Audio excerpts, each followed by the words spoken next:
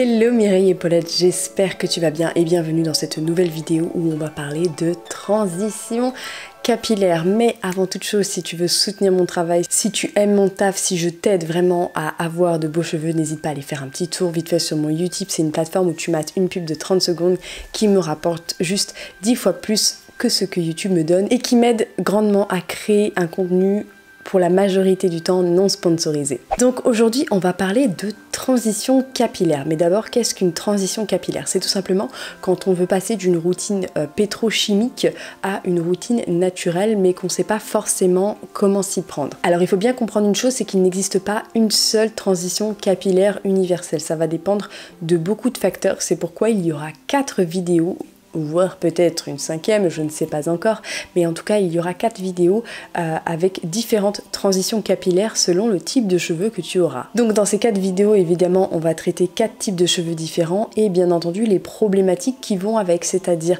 les problèmes de cheveux gras, de pointes sèches, de pellicules. Et il est également important de regarder les 4 vidéos sur la transition capillaire puisque je pense que comme des fois les problèmes sont combinés, c'est-à-dire que des fois tu pourras avoir des pellicules, une autre fois des cheveux gras, peut-être une autre fois des pointes sèches. Alors elles seront à apparaître prochainement et si elles sont déjà parues, je te mettrai tout ça dans la barre d'infos. Il y aura également une 5e vidéo où je vais parler des produits à acheter, vous donner des indications. Alors on va parler des différents types de transition. Donc dans les futures vidéos que je vais faire, on va tout d'abord parler des cheveux sains mais qui sont siliconés et dont vous voulez vous débarrasser. Vous voulez vous débarrasser de ces silicones.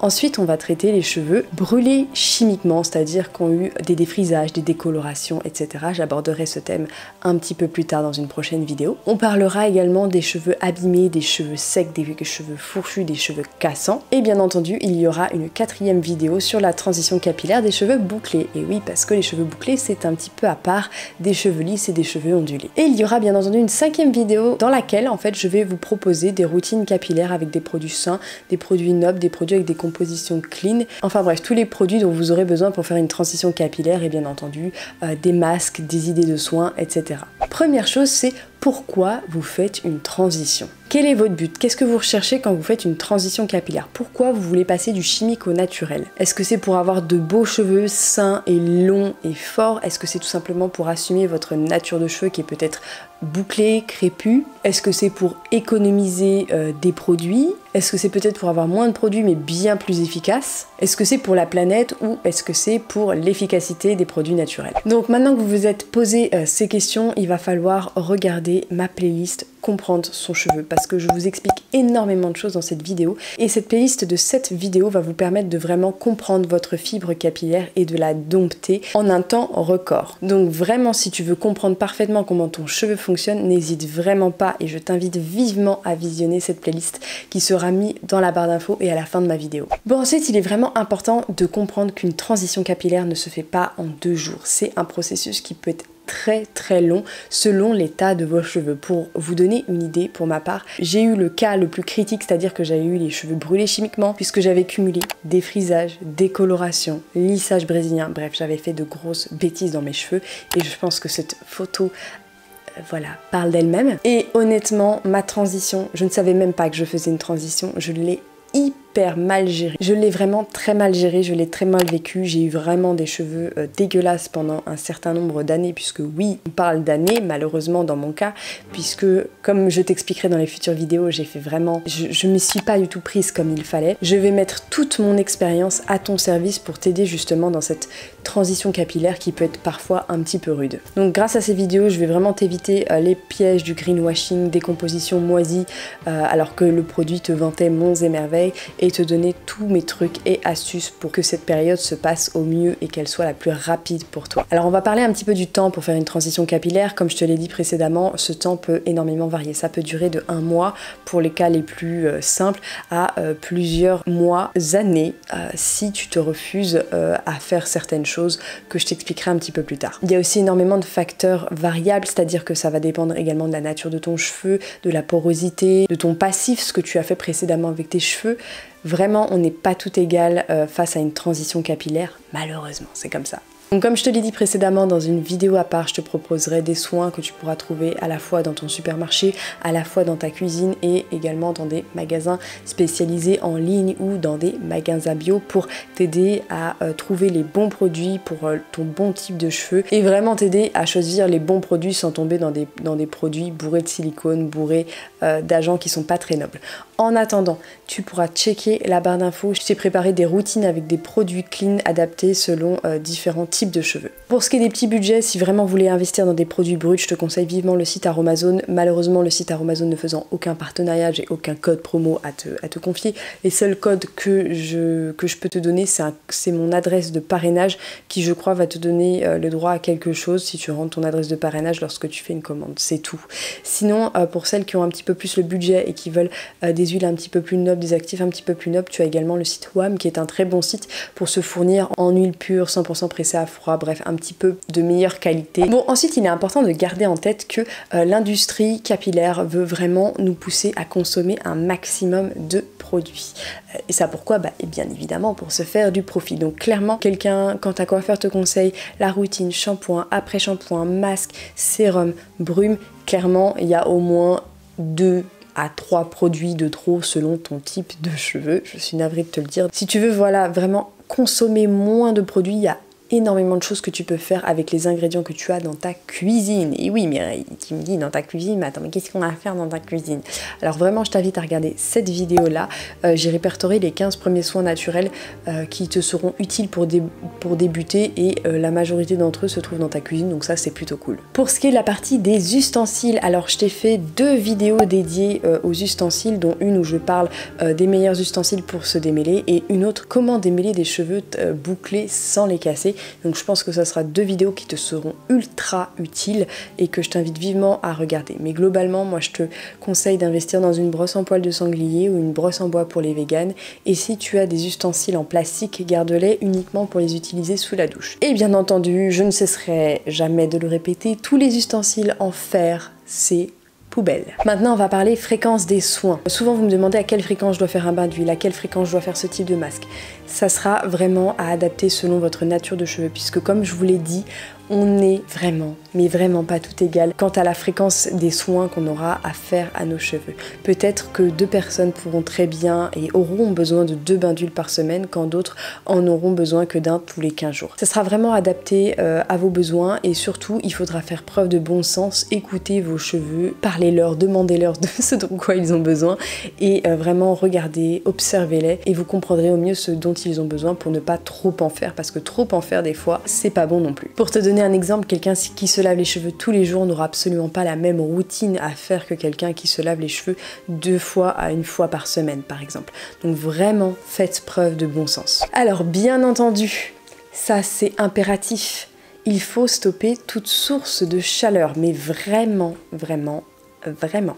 C'est-à-dire que le lisseur, le boucleur, on jette à la poubelle, on range dans un placard, on oublie. Mais alors attention, il n'est pas question non plus de sortir les cheveux trempés par 0 degré, il est hors de question. Donc c'est-à-dire qu'on jette les lisseurs, on jette les boucleurs, par contre on garde son sèche-cheveux, mais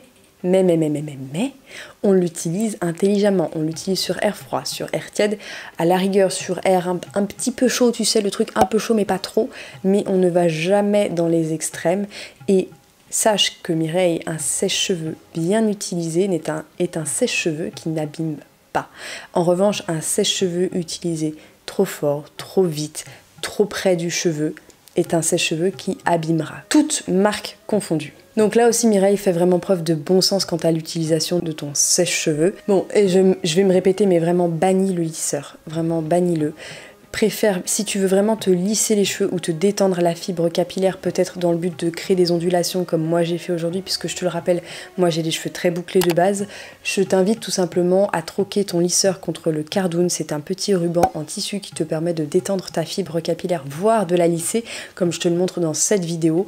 Vraiment, moi ça me permet de passer de mes boucles à un lissage quasiment, pas parfait, mais très très bien pour un ustensile en tout cas qui coûte 5 € et qui n'abîme absolument pas tes cheveux et au contraire qui les protège la nuit, qui empêche les fourches d'apparaître et qui va vraiment stimuler la pousse de tes cheveux. Vraiment, si tu veux te renseigner sur comment te lisser les cheveux sans chaleur, je t'invite vivement à regarder cette vidéo là. C'est la meilleure des choses que tu puisses faire. Ensuite, pour toutes mes polettes qui souhaitent retrouver leurs boucles et qui malheureusement ont subi des lissages brésiliens, les boucles ne reviennent plus, qui ont fait des défrisages, bref, je pense qu'on a été plein dans ce cas là, et si j'avais trouvé cette technique avant, je l'aurais sûrement utilisée, parce que moi j'ai passé quasiment 2 ans sans mes vraies boucles avec des ondulations comme j'ai aujourd'hui. Alors c'est pas moche du tout, hein, mais c'est pas ma réelle nature du cheveu. Pour toutes celles qui souhaitent retrouver leur boucle, du volume, vraiment une belle boucle, pas forcément des ondulations comme j'ai aujourd'hui, je t'invite à mater cette vidéo là. C'est une technique qui est super simple avec des ustensiles réutilisables et plutôt pratique. Moi j'ai adoré me boucler les cheveux avec ça, et c'est une technique que je refais souvent parce que franchement le rendu est ouf et il dure vraiment plusieurs jours. Donc vraiment, si tu souhaites retrouver des boucles sans chaleur, vraiment va mater cette vidéo, ça va sûrement grandement t'aider. Chose ultra importante à faire au quotidien, surtout si vos cheveux sont ultra sensibilisés et que vous ne souhaitez pas les couper, c'est vraiment d'adopter des coiffures protectrices au quotidien. Donc je t'ai fait une vidéo de coiffure protectrice spéciale été, mais tu peux très bien les adapter pour l'hiver avec un petit peu d'imagination. Vraiment, voilà, il faut abuser des coiffures protectrices. Ça va minimiser les frottements que vous pourrez avoir au quotidien, puisque tu te doutes bien que de se balader avec les cheveux détachés comme ça dans le métro, les gens qui touchent, les frottements avec le sac à main, en cours, quand tu es adossé dans le bus, tout ça, vraiment, il va y avoir beaucoup plus de frottements que si tu les avais attachés, que si tu les avais tressés. Et non, on peut avoir de très belles coiffures tout en ayant des tresses. C'est vraiment quelque chose qui est plutôt simple à faire, plutôt rapide. C'est ce que je te montre dans ce tutoriel ici qui, je pense, t'intéressera. Donc voilà, on abuse des bonnets, on abuse des casquettes, on abuse des chapeaux l'été comme hiver. Vraiment, on se fait plaisir avec les accessoires de tête. Ça permettra sûrement de te coiffer un petit peu plus facilement et tu auras en plus de ça du style en plus. Autre chose ultra importante, alors je te parle de coiffure protectrice le jour, mais je vais aussi te parler de coiffure protectrice la nuit. C'est-à-dire que si tu as les cheveux très bouclés, que tu souhaites garder tes boucles, vraiment dors sur une taie en satin, ou alors dors avec carrément un turban dans les cheveux. Tu t'attaches les cheveux dans un pineapple, tu fais un turban et tu dors comme ça. Alors ok, c'est peut-être pas la tenue la plus sexy du monde, mais en attendant tes cheveux me diront merci. Puisque je pense qu'on a toutes vu des bébés, tu sais, qui à force de dormir sur du coton avaient, tu sais, une tonsure derrière, plus du tout de cheveux, ou alors des cheveux très secs, très abîmés, comme le cas de mon fils aujourd'hui. Il a des cheveux tout doux, tout beaux, tout longs sur le dessus, ultra brillants, mais par contre derrière, comme tu peux le constater, c'est une vraie catastrophe, pour la simple et bonne raison qu'il dort sur une housse en coton et qu'il dort sur le dos et qu'il frotte énormément sa tête.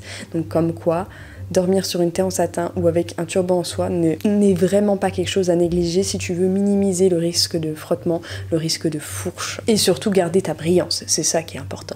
Dans chacune des vidéos transition, je vais aborder les 4 problématiques suivantes, c'est-à-dire que on va avoir le problème des pellicules au niveau du crâne, on va avoir le cheveu qui regresse extrêmement vite et bien entendu, on va aborder le cas des cheveux poreux, très poreux et des cheveux peu pas poreux. J'essaierai de traiter à peu près toutes ces problématiques là. Si il y a d'autres problématiques qui t'intéressent, n'hésite pas à m'écrire un commentaire dans l'espace commentaire pour que je puisse voir et que je puisse peut-être traiter tes questions dans les prochaines vidéos à venir. Bon, maintenant on récapitule. Donc pour commencer une bonne transition, on va déjà premièrement se munir d'un petit carnet, un joli petit carnet ou de ton petit bloc-notes sur ton téléphone pour noter tous les points que je t'ai cités précédemment. Donc on va à moyen terme, on va jeter les shampoings avec les sulfates ou alors on va les diluer, les couper avec de l'eau pour les rendre un tout petit peu moins agressifs. D'ailleurs si tu veux en savoir plus sur les sulfates, je t'ai fait une vidéo juste là que je te linkerai dans la barre d'infos. Ensuite on va vraiment mettre de côté ces soins pétrochimiques bourrés de silicone de côté et on va les laisser pour l'instant loin de nous. Ça servira peut-être à quelques-unes d'entre nous mais pas pour tout le monde. Bien entendu on stoppe toute source de chaleur, on se tourne plutôt vers le cardoon ou alors vers ma technique pour se faire des boucles sans chaleur. Mais on sort pas non plus avec les cheveux trempés par 0 degré parce que tes cheveux peuvent geler et ça non plus, un excès de trop forte différence de température peut extrêmement nuire à ta fibre capillaire. On abuse et on abuse des coiffures protectrices. On dort sur une thé en satin ou avec un turban en soie. Bon, ensuite il va bien évidemment falloir se faire un petit budget pour acheter des soins un petit peu plus nobles, un petit peu plus clean. Bien entendu, il va falloir, voilà, vous mettez un petit peu de côté pour vous prévoir justement de quoi acheter des soins, surtout si vous n'avez pas énormément de budget. Dites-vous bien que pendant une certaine période de transition, vous n'aurez pas forcément de nouveaux soins à racheter, mais dites-vous bien que voilà, si vous pouvez mettre 20, 30, 40 € de côté pour vous faire une petite commande, ça sera fort utile. N'oubliez pas qu'on peut trouver énormément d'ingrédients cheveux friendly. Pff, la meuf, elle invente des trucs. Ouais, il est trop tard là. Mais il est trop tard, je fatigue, je raconte de la merde. Donc vraiment, voilà, vous pouvez trouver énormément d'ingrédients qui sont super bons pour vos cheveux dans votre cuisine. Le yaourt, les œufs, le vinaigre de cidre, la maïzena comme shampoing sec, le cacao comme shampoing sec pour les brunes, le gel de lin, ça c'est un truc que vous pouvez faire dans votre cuisine. Acheter une branche d'aloe vera, c'est également quelque chose que vous pouvez faire dans votre cuisine. Donc vraiment, nourrir ses cheveux avec des ingrédients de votre cuisine tout simplement, c'est ce qu'il y a de plus économique et de plus écologique aussi, puisque moi je sais que je recycle pas mal de mes œufs que j'ai pas mangés, ou alors de mes yaourts qui sont périmés, ou alors de ma compote, j'ai déjà fait aussi, et je mets ça dans mes cheveux plutôt que de les jeter quand ils ne sont plus très consommables, enfin qu'ils ont dépassé la date quoi. Autre chose, il va falloir s'entraîner à espacer les shampoings, donc ça j'y reviendrai dans une vidéo, mais sinon j'ai déjà mentionné comment espacer ces shampoings dans cette vidéo là, donc si tu veux aller la voir, c'est par ici. Et surtout, le plus important, c'est de prendre un carnet et noter, voilà, ce qui a été fait dans le passé dans tes cheveux. Qu'est-ce qu'ils ont subi? Quels soins tu as fait? Quel jour? Comment tes cheveux ont réagi? Est-ce qu'ils ont été plus gras? Est-ce qu'ils ont été plus doux? Est-ce qu'ils ont été plus secs? Est-ce que les boucles ont été mieux définies? Est-ce qu'ils ont été plus lisses? Voilà, vraiment, il te faut un petit carnet. Il faut que tu notes tout ce que tu fasses avec tes cheveux pour pouvoir les comprendre au maximum. Et bien entendu, ce que tu peux faire pour continuer à t'aider dans ta transition, c'est regarder toutes mes vidéos sur le cheveu. Donc, tu as une playlist, c'est 150 conseils pour avoir de beaux cheveux. Alors, ok, les vidéos datent un peu, c'était à mes tout débuts sur YouTube, mais déjà à l'époque, je ne disais pas de conneries. Bon, j'avais un discours un petit peu plus dans le sens du poil, voilà, parce que je débutais, mais bon, avec le temps, on prend de l'assurance. Déjà à l'époque, je disais pas de conneries, mais j'affirme, vous pouvez regarder mes vidéos qui ont 2 ans, c'est toujours valable. Après, voilà, peut-être que j'aurai un discours qui aura un petit peu changé depuis, mais il y a des astuces qui sont totalement valables pour vous. Bon, après, la qualité audio et vidéo, bon, je vous l'accorde, c'est pas des plus jolis à regarder, mais vraiment si tu veux également une autre playlist qui te sera super utile, ça sera la playlist Comprendre son cheveu qui elle vraiment Mireille, vraiment faut que tu la regardes. Alors voilà, j'en ai fini, donc bientôt je te présente ma première vidéo sur la transition capillaire. N'hésite pas à voter dans les commentaires pour quel type de cheveux tu veux que je fasse. Est-ce que tu veux que je fasse d'abord pour les cheveux sains, pour les cheveux bouclés, pour les cheveux brûlés chimiquement ou tout simplement pour les cheveux abîmés? Dis-moi ça dans les commentaires, vote, like les commentaires de tes autres copines pour savoir par quelle transition je commence, et puis après j'embrayerai directement sur la vidéo sur les soins à acheter, puisque comme ça vous pourrez vous rebalancer sur les autres vidéos, enfin vous n'aurez pas à attendre que plusieurs semaines que la vidéo soins achetés sorte. Ça sera plus simple pour vous après de reconsulter pour la transition suivante que je ferai après, enfin bref, t'as compris quoi. Donc en tout cas Mireille, si tu kiffes mon taf, si vraiment je t'aide à avoir des beaux cheveux, n'hésite pas à aller mater une pub sur mon YouTube, c'est vraiment ultra important. Ça te prend 30 secondes, moi ça me fait gagner 10 fois plus que ce que YouTube me rémunère, et surtout ça m'aide à vivre de YouTube sans vous balancer des partenariats toutes les 30 secondes sur ma chaîne ou sur mon Instagram. En tout cas Mireille et Paulette, si t'as kiffé cette vidéo, je te fais plein de bisous et je te dis à très bientôt dans une prochaine vidéo.